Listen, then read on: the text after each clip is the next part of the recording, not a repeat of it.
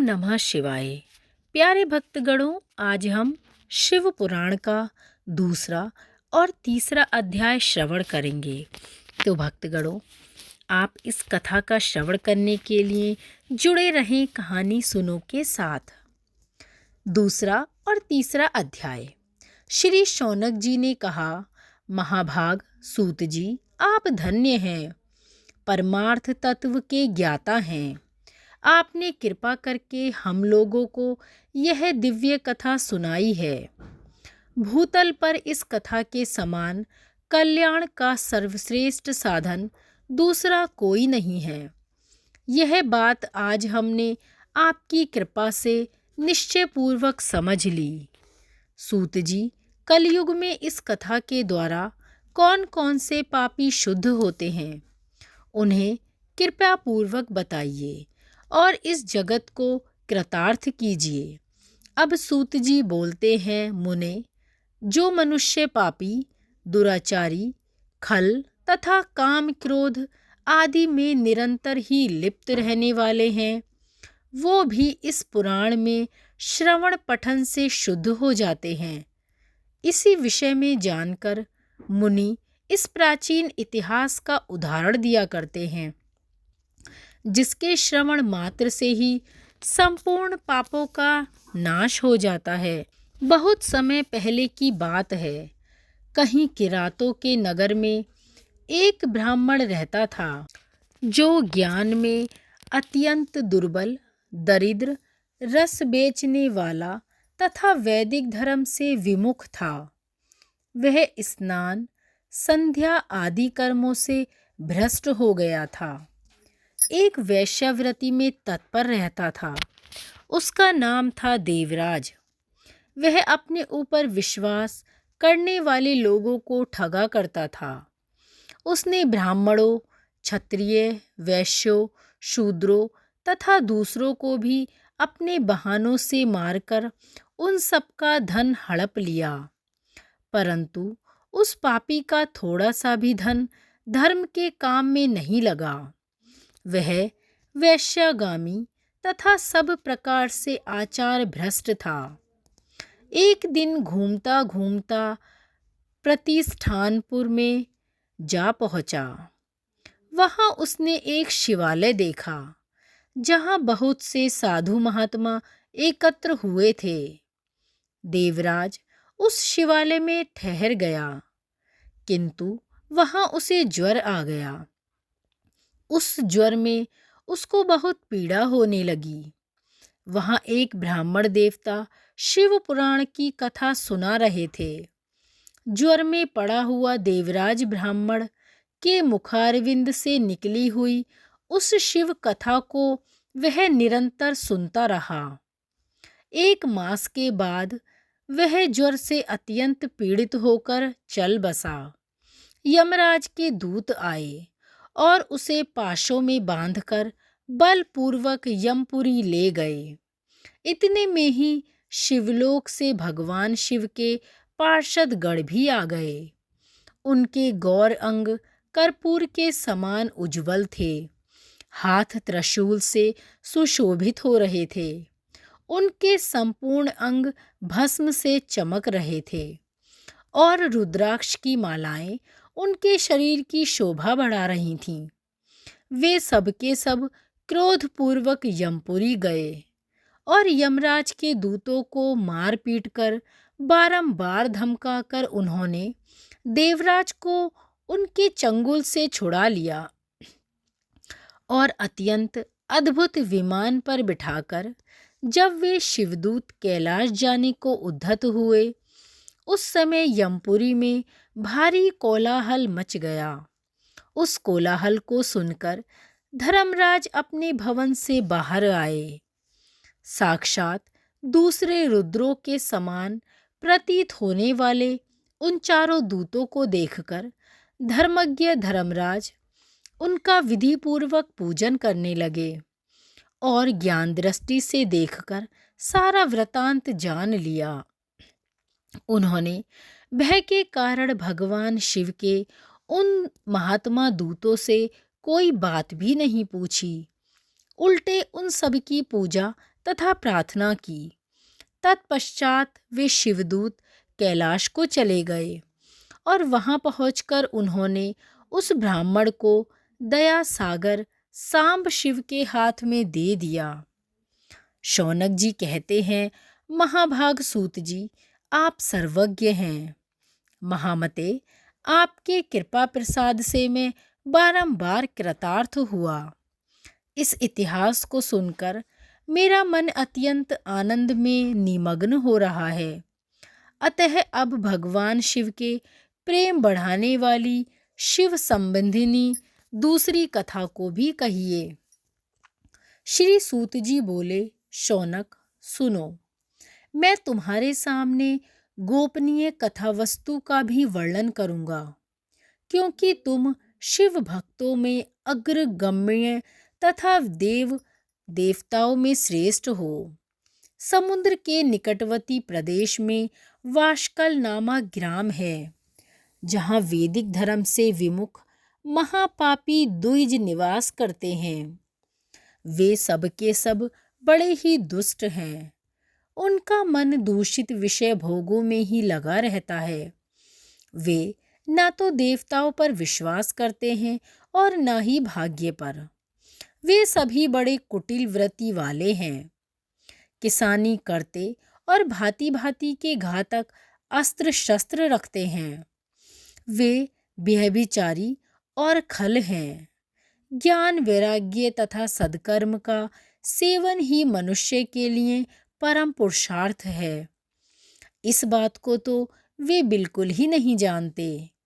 वे सभी पशु बुद्धि वाले हैं।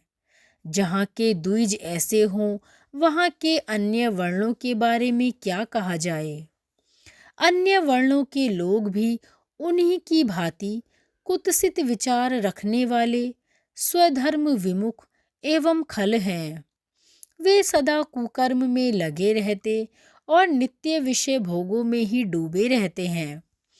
वहाँ की सब औरतें भी कुटिल स्वभाव की, स्वेच्छाचारिणी, पापासक्त, कुत्सित विचार वाली और व्यभिचारिणी हैं।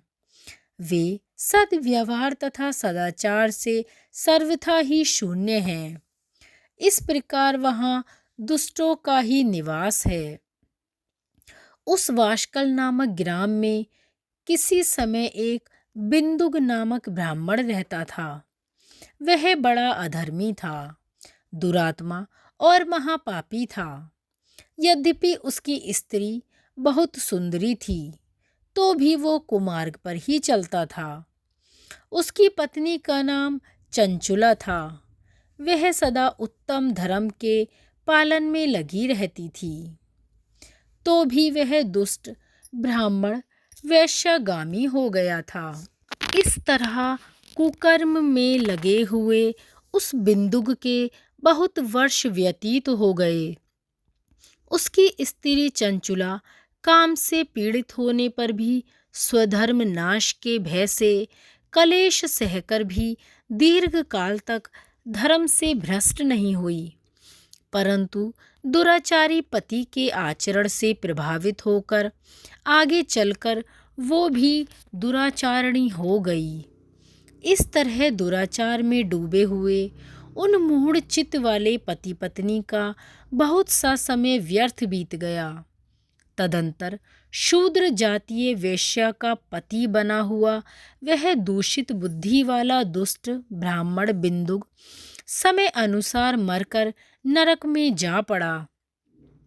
बहुत दिनों तक नरक का दुख भोगकर वह मूढ़ बुद्धि पापी विंध्य पर्वत पर भयंकर पिशाच हुआ।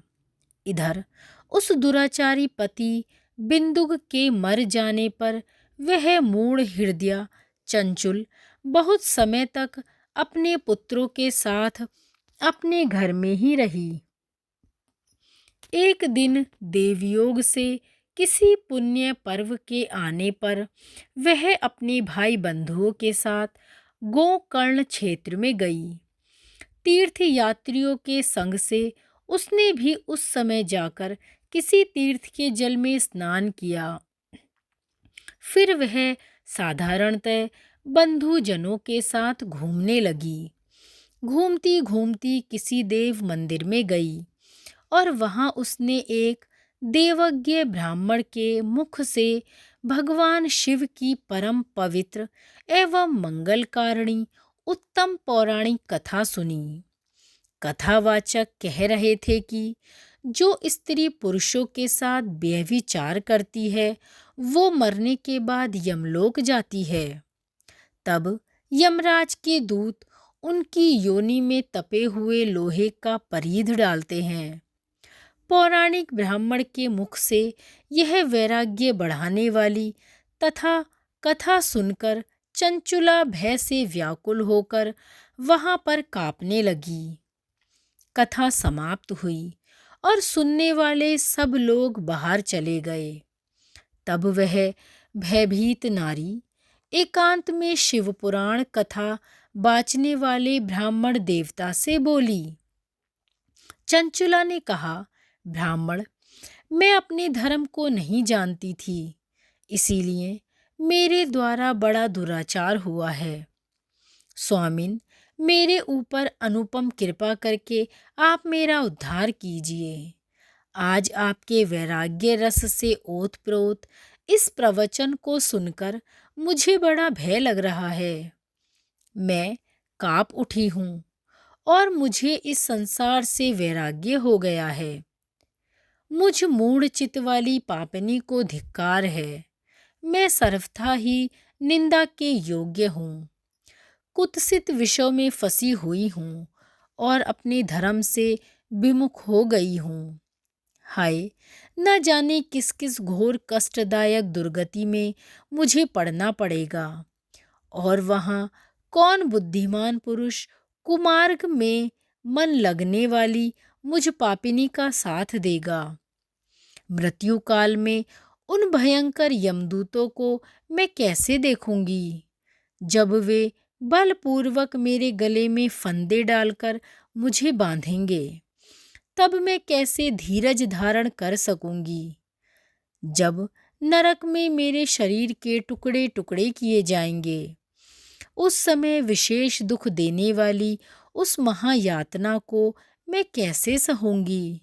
हाय, मैं मारी गई, मैं जल गई, मेरा हृदय विदीर्ण हो गया और मैं सब प्रकार से नष्ट हो गई, क्योंकि मैं हर तरह से ही पाप में डूबी रही हूँ।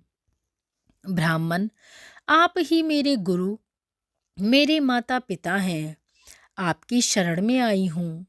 मुझ दीन अबला पर आप ही कृपा करके मेरा उद्धार करें।